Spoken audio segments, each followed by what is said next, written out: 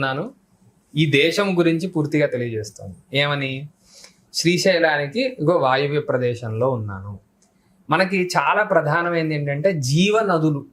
ఎందుకంటే లైఫ్ సోర్సే జీవనది.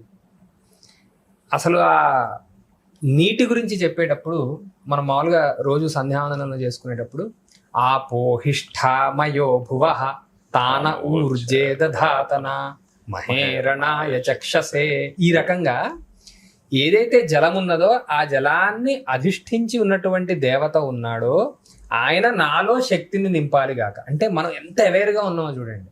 అంటే మన ఋషులు మనల్ని ఎంత లోతుల్లోకి తీసుకొని వెళ్తున్నాం.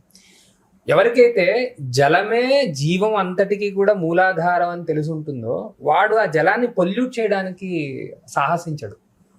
వాడు ఆ జలాన్ని వృధా చేయడానికి సాహసించడు. నేను రోజు ఈ జలంలో ఆ ఫలానా వరుణదేవుణ్ణి, ఆ ఫలానా జల అధిష్టాన దేవతల్ని ఆవాహన చేసుకొని చల్లుకుంటున్నాను కదా, ఇలాంటి జలాన్ని నేను ఇష్టం వచ్చినట్టు పాడు చేయాలి